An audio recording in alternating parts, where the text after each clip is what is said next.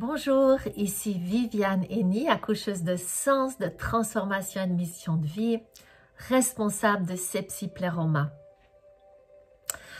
Eh bien, nous commençons par une introduction au psaume 77. Et quand j'ai écrit cette introduction, je n'avais pas encore ni vu ni lu des articles avec ce mot buzz qui vient un petit peu partout, qu'il y a un hold-up planétaire. Et c'est pourtant ce que j'avais écrit. Il y a crise dans la maison, il y a un hold-up planétaire, non seulement par rapport à tout ce qui est dit, d'illogique, de contradictoire et de très surprenant par rapport à la Covid-19, par rapport à la pandémie liée à ce coronavirus. Mais il y a aussi crise dans la maison et comme un hold-up planétaire par rapport à des dossiers beaucoup plus anciens.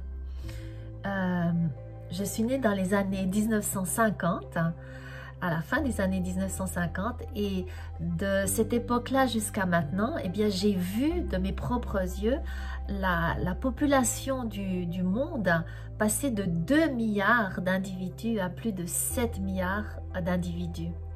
Je ne suis pas en train de dire que nous sommes trop nombreux sur la Terre. Nous pourrions être encore plus de 20 milliards d'individus sur notre planète. Il y a de l'espace, il y a des ressources. Mais ce sera une seule condition, c'est que nous soyons dans un mode de vie frugal, c'est-à-dire un mode de vie qui apprend à recycler, à utiliser les choses jusqu'à leur mort, jusqu'à leur usure totale, et qui apprennent non seulement à recycler, mais à réparer les choses et pas juste à jeter et à consommer de nouveau.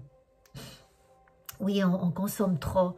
On consomme trop de fertilisants. On a passé dans les années 50 de 1000 tonnes de fertilisants par année à plus de 180 millions de tonnes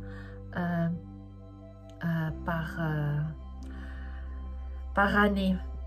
Il faut que je me reprenne, c'est 1 million de tonnes par an dans les années 50, pas 1000 tonnes. Et puis on consomme trop d'eau, absolument trop d'eau. Dans les années 50, on consommait 1200 km3 d'eau, ce qui fait un peu une superficie comme Paris, Vienne, Oslo, Édimbourg, Paris, voilà un grand carré plus ou moins comme ça, avec autant de hauteur.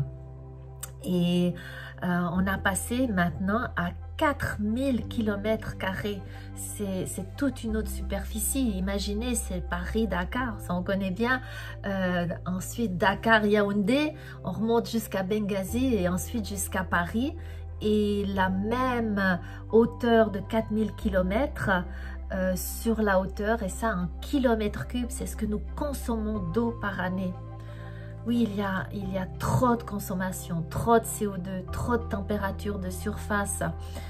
Et c'est vrai que depuis les années 50, il y a plus de 70% de la faune qui a disparu, dont la presque totalité de nos précieuses abeilles. Sans parler que ça brûle partout, il y a vraiment crise dans la maison, ça brûle en Australie, ça brûle dans l'Amazonie, ça brûle en Californie.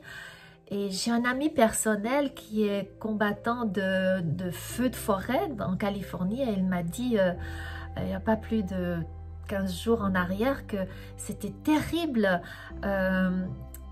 Ces feux qui se développent de plus en plus dans son état. Et sans parler de la perte de la forêt tropicale qui se perd non seulement à cause du feu, mais à cause de l'avarice humaine. On consomme trop, on mange trop de poissons. Imaginez 2,5 tonnes de poissons par seconde qui sont tués juste pour nos 15 minutes de plaisir gustatif dans notre assiette. Sans parler de la viande. Imaginez, en France, on consomme plus de 1 milliard d'animaux tués par année. Imaginez ça multiplié par toute la consommation de tous les pays du monde. Ça fait plus de 140 milliards d'animaux tués par année et qui ont mangé des tonnes et des tonnes de blé, de maïs, de soja, de fourrage, qui ont bu des tonnes et des tonnes d'eau. Ça me fait vraiment apprécier la revivaliste du 19e siècle que j'aime beaucoup, Ellen G. White, qui prônait déjà au 19e siècle le régime végétarien, non seulement pour améliorer sa santé, bien sûr si on ne se bourre pas de sucre et qu'on mange d'une façon équilibrée, mais aussi pour qu'il y ait un respect de la nature, de la création de Dieu, des animaux, et pour qu'il y ait bien sûr aussi assez de nourriture pour tout le monde, jusqu'à la fin de ce monde. Si on pense depuis le début du mouvement de réveil du 19e siècle jusqu'à maintenant, eh bien nous avons perdu 80% de la totalité des ressources de la Terre. C'est absolument effarant. Il y a vraiment crise dans la maison et on expérimente une crise que personne n'a jamais expérimentée encore avant nous. On nous dit oui, il y a toujours eu des crises. Non, mais c'est une crise planétaire, un hold-up planétaire. Le changement, c'est aujourd'hui. Le changement, c'est maintenant. Et nous sommes vraiment appelés à faire retour vers Dieu, à nous repentir dans le sens étymologique du Nouveau Testament en grec, qui veut dire changer d'état d'esprit. Changer notre manière de penser, notre manière de voir la réalité. Et c'est vrai que les évangiles et les évangélistes, et Paul nous invitaient déjà à voir la réalité depuis le début des premiers siècles de notre ère, d'un point de vue céleste. C'est comme si quand on fait retour vers Dieu et qu'on accepte d'être sur ce chemin de la vérité, de la vie du Christ, eh bien il est dit que nous sommes comme transportés dans nos pensées déjà assis à côté de lui pour observer les choses de cette terre du point de vue céleste, pour qu'on ait une distance, une perspective dans la globalité des problèmes. Et vous pouvez lire ce texte dans Éphésiens 2, donc Éphésiens chapitre 2, verset 6, et puis dans l'Apocalypse de Jean au chapitre 3, verset 21, où il est dit qu'on est comme dans l'esprit, dans nos pensées, assis sur un trône, dans une position d'autorité que nous devons exercer pour agir sur la réalité, sur ce qui se passe. Donc vraiment, je pense qu'on est interpellé, on est acculé par cette crise sanitaire à changer. Et on ne peut plus juste se cacher derrière nos croyances eschatologiques, ce qui veut dire oui, ben c'est pas grave, Jésus revient, voilà, il fallait s'y attendre. Non, je pense que si je crois au retour du Christ, qui est vraiment une vérité qu'il a dit à ses disciples de ne pas se faire de soucis, qu'il allait nous préparer une place et qu'il reviendrait nous chercher. Et il l'a dit dès le temps de son ascension, au début de notre ère chrétienne. Eh bien, je crois qu'il est important d'entrer dans ce rôle de bon gérant et de bon gérante des biens qu'il nous a confiés et surtout de la terre qu'il nous a demandé de cultiver, de garder, de protéger. Bien sûr, qui implique les animaux aussi. Il y a crise dans la maison et je crois que nous sommes criblés.